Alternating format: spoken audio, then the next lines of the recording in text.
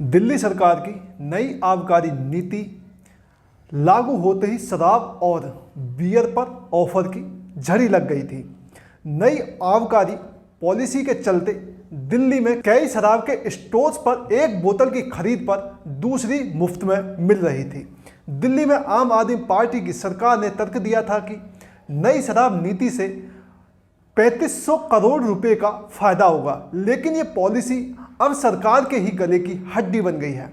इन तमाम घटनाओं के बीच सवाल उठते हैं कि क्या केजरीवाल के बाद आतिशी और सौरभ भी खाएंगे जेल की हवा, राघव चड्ढा भी क्या जाएंगे जेल? आखिर शराब घोटाला है क्या? नई शराब नीति क्या थी? इसमें किस तरह के भ्रष्टाचार के आरोप हैं? आप नेताओं पर क्या आरोप हैं जिसकी वजह से उनकी गिरफ्तारी हुई? आइए जानते हैं इन सभी सवालों के जवाब इस वीडियो के माध्यम से।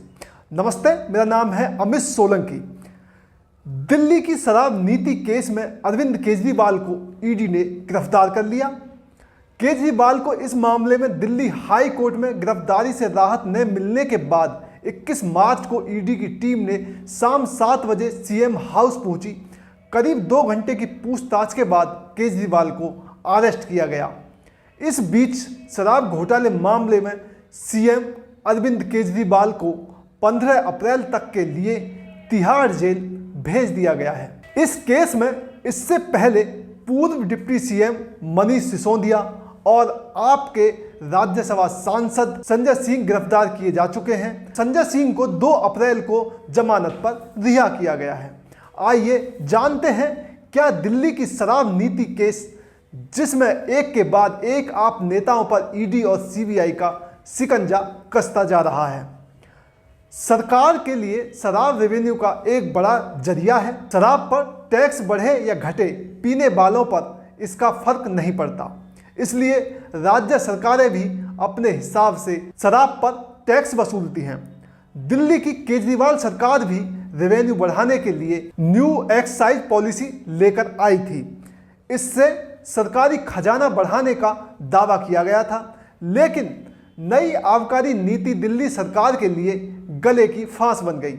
दरअसल दिल्ली सरकार की नई शराब नीति की वजह से आम आदमी पार्टी के 3 बड़े नेता जेल पहुंच चुके हैं। सबसे पहले इस मामले में बड़ी गिरफ्तारी मनीष सिसोदिया की हुई थी, क्योंकि वो आबकारी मंत्री भी थे। इसके बाद आपके राज्यसभा सांसद संजय सिंह जेल पहुंच गए थे। इन पर आरोप है कि शराब घोटाले में ये एक अहम कड़ी है। लेकिन अब इस मामले में आपके सबसे बड़े नेता और सबसे बड़े ईमानदार नेता दिल्ली के मुख्यमंत्री अरविंद केजरीवाल भी गिरफ्तार हो चुके हैं। इस मामले में ईडी का कहना है कि अरविंद केजरीवाल सबसे बड़ा सरगना है। ईडी ने उन्हें साजिशकर्ता बताया है। दिल्ली शराब घोटाले में मनी लॉन्ड्रिंग की जांच कर रहे ईडी ने भारत राष्ट्र समिति बीआरएस नेता के कविता को भी गिरफ्तार किया है। ईडी के मुताबिक के कविता ने नई शराब नीति को तैयार करते समय कथित तौर पर केजरीवाल, मनीष सिसोदिया और संजय सिंह के साथ साजिश रची थी। सबसे पहले ये जानते हैं कि दिल्ली सरकार की नई शराब नीति क्या थी। दरअसल यह वह पॉलिसी थी जिसके लागू होते ही दिल्ली में शराब और बियर पर ऑफर की झड़ी लग गई थी। नई आबकारी पॉलिसी के चलते दिल्ली में कई शराब के स्टोर पर एक बोतल की खरीद पर दूसरी मुफ्त में मिल रही थी। कुछ जगह पर तो एक पेटी खरीदने पर दूसरी पेटी फ्री मिल रही थी। इस ऑफर की वजह से दिल्ली में शराब की दुकानों के बाहर लंबी लंबी लाइनें लग गईं। शराब की दुकानों पर इतनी भीड़ बढ़ गई कि कई जगहों पर पुलिस की मदद लेनी पड़ी, लेकिन उसके बावजूद भी एक बोतल की खरीद पर दूसरी बोतल मुफ्त मिलती रही। बता दें, दिल्ली में 17 नवंबर 2021 को नई एक्साइज पॉलिसी लागू हुई थी, जिसके बाद शराब बिक्री के नियम बदल गए। दिल्ली में नई एक्साइज पॉलिसी के तहत शराब स्टोर्स को अधिकार था कि ग्राहकों को लुभाने के लिए वे गिफ्ट और डिस्काउंट दे सकते हैं, जबकि इससे पहले की आबकारी नीति के तहत शराब के दाम सरकार तय करती थी, जिस कारण दुकानदार इसमें कोई बदलाव नहीं कर सकते थे और एक बोतल के साथ दूसरी फ्री जैसी कोई स्कीम नहीं थी। हालांकि उस समय आधिकारिक तौर पर आबकारी अधिकारियों का कहना था कि दिल्ली में शराब पर सिर्फ 25% की छूट है, जबकि एक के साथ एक फ्री यानी 50% तक की छूट मिल रही थी। दिल्ली सरकार ने नई शराब नीति के तहत 2021-22 में राजधानी दिल्ली में शराब बिक्री का काम पूरी तरह से प्राइवेट कर दिया था, यानी निजी हाथों में दे दिया। इसके लिए उसने शराब की खुदरा विक्रेता कंपनियों से शराब की बिक्री से पूर्व ही कथित लाइसेंस शुल्क के रूप में करीब 300 करोड़ रुपए ले लिए थे। इसके साथ ही विक्रेताओं को यह अनुमति दे दी गई थी कि वे एमआरपी से नीचे किसी भी दाम पर शराब बेच सकते हैं। यहीं से शराब में छूट देने का खेल शुरू हो गया। हर ठेकेदार ज़्यादा शराब बेचने के लिए छूट पर छूट देने लगे और लोग जमकर खरीद भी रहे थे, क्योंकि दिल्ली वाले घरों में 18 लीटर बियर या वाइन रख सकते हैं। दिल्ली सरकार का दावा था कि नई शराब नीति से माफिया राज खत्म होगा और सरकार के रेवेन्यू में इजाफा होगा। केजरीवाल सरकार ने तर्क दिया था कि 3,500 करोड़ रुपए का फायदा होगा। नई शराब नीति के तहत दिल्ली में 32 जोन बनाए गए थे और हर जोन में अधिकतम 27 दुकानें खोली थी। इस तरह से कुल 849 दुकानें खोली जानी थी। नई शराब नीति में दिल्ली के सभी शराब की दुकानों को प्राइवेट कर दिया गया था, जबकि इससे पहले दिल्ली में शराब की 60% दुकानें सरकारी और 40% दुकानें प्राइवेट होती थी। पहला आरोप यह है कि सरकार ने लाइसेंस की फीस भी कई गुना बढ़ा दी। जिस L1 लाइसेंस के लिए पहले ठेकेदारों को 25 लाख देना पड़ता था, नई शराब नीति लागू होने के बाद उसके लिए ठेकेदारों को 5 करोड़ रुपए चुकाने पड़े। इसी तहत नई कैटेगरी में भी लाइसेंस की फीस में काफ़ी बढ़ोतरी हुई। दूसरा आरोप शराब की बिक्री को लेकर है। उदाहरण के लिए मान लीजिए, पहले अगर 750 ml की एक शराब की बोतल 530 रुपये में मिलती थी, तब इस पर बोतल पर रिटेल कारोबारी को 33 रुपया 35 पैसा का मुनाफा होता था, जबकि 223 रुपया 89 पैसा मैन्युफैक्चरिंग कर और 106 रुपया बेट के रूप में सरकार को मिलता था। मतलब एक बोतल पर सरकार को 329 रुपया 289 का फायदा मिलता था। नई शराब नीति से सरकार के इसी मुनाफे में खेल होने का दावा किया जा रहा है। दावा है कि नई शराब नीति में वही 750 ml वाली शराब की बोतल का दाम 530 रुपये से बढ़ाकर 560 रुपये हो गया। इसके अलावा रिटेल कारोबारी का मुनाफा भी 33 रुपया 35 पैसा से बढ़ाकर सीधे 363 रुपया 27 पैसा पहुंच गया। मतलब रिटेल कारोबारियों का फायदा 10 गुने से भी ज्यादा बढ़ गया। वही सरकार को मिलने वाला 329 रुपया 89 पैसे का फायदा घटकर 3 रुपये 78 पैसे रह गया। इसमें 1 रुपया 88 पैसा उत्पाद शुल्क और 1 रुपया 90 पैसा बेट शामिल है।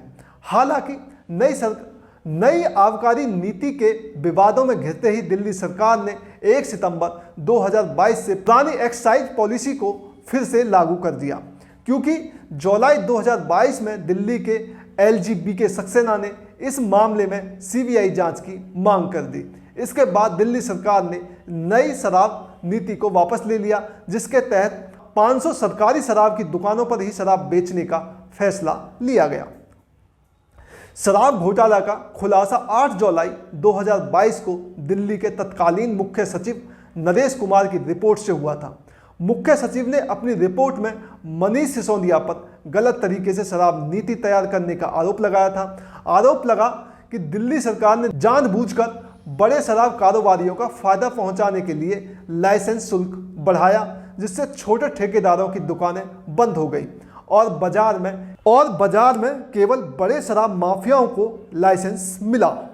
नई शराब नीति से जनता और सरकार दोनों को नुकसान पहुंचा। इसके बाद CBI ने 17 अगस्त 2022 को केस दर्ज किया ईडी और सीबीआई दिल्ली सरकार की नई शराब नीति में घोटाले की अलग अलग जांच कर रही है। दिसंबर 2023 में आप नेता संजय सिंह के खिलाफ अपने छठे चार्जशीट में ईडी ने दावा किया था कि रिश्वत में मिले 100 करोड़ रुपए में से 45 करोड़ रुपए 2022 के गोवा विधानसभा इलेक्शन में इस्तेमाल हुआ। इस तरह से आम आदमी पार्टी भी घोटाले की लाभार्थी थी।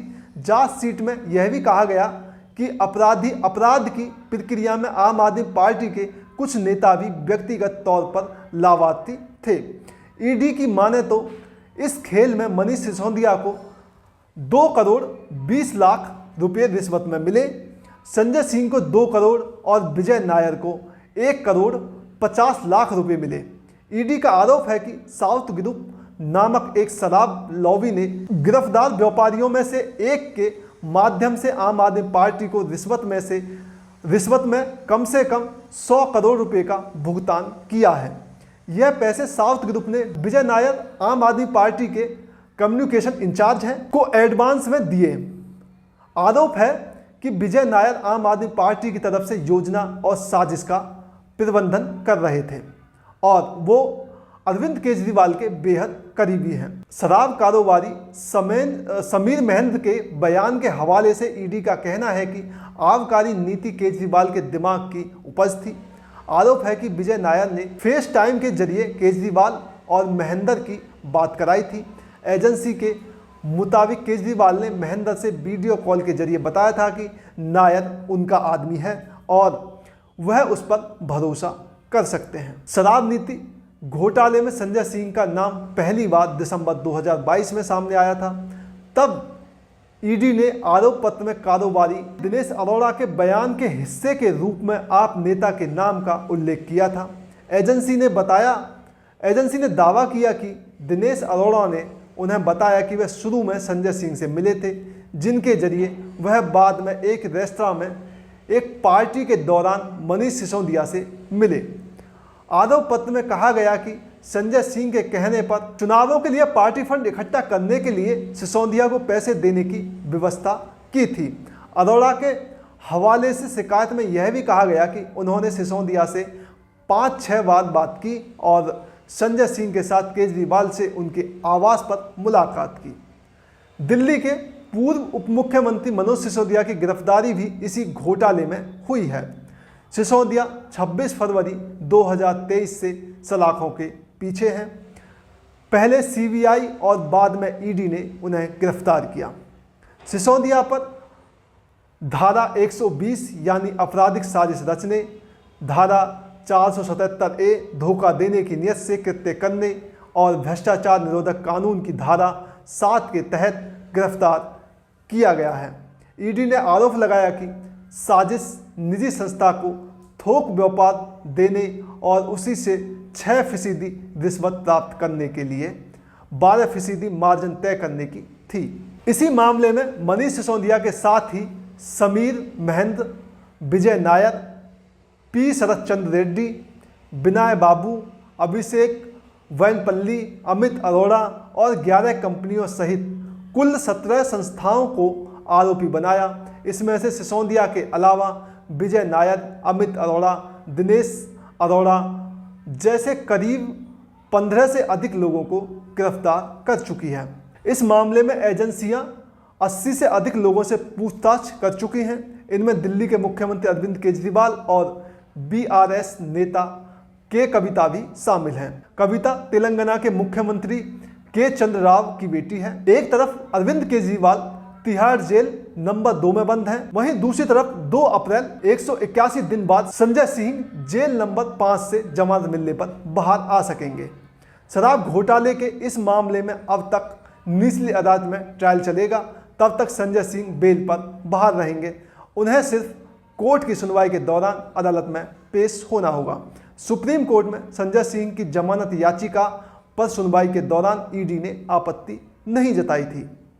इसके बाद जस्टिस संजीव खन्ना की अध्यक्षता वाली 3 जजों की बेंच ने अपना फैसला सुनाया था और संजय सिंह को जमानत दे दी थी। आखिर 181 दिन बाद संजय सिंह जमानत पर बाहर आ रहे हैं। अब सवाल ये है, कुछ लोग वीडियो बना रहे हैं यूट्यूब पर, बहुत सारे लोगों ने वीडियो बनाई है, कुछ लोग इसे खराब बता रहे हैं, कुछ लोग साजिश के तहत बता रहे हैं अरविंद केजरीवाल की गिरफ्तारी को, और कुछ लोग ठीक बता रहे हैं। अब ईडी और सीबीआई जांच कर रही है, और जो अभी हमने ये पॉलिसी बताई, ये बहुत सारे सोर्स के थ्रू हमने ये सारा डेटा लिया है। अब इससे आप समझ सकते हैं कि कितना बड़ा घोटाला किसने किया, कौन ईमानदार है, कौन ईमानदार नहीं है, और जो भी फैसला होगा, जो भी आरोप लगेंगे, वो सरकार और एजेंसियां तय करेंगी, कानून अपना काम करेगा। कहानी अच्छी लगी तो कमेंट जरूर कीजिए, और कोई अगर कहानी आपको बनवानी है तो कमेंट बॉक्स में हमें बताइए, हम आपके नाम लेंगे और उसी कहानी को हम बनाएंगे। तब तक के लिए नमस्कार।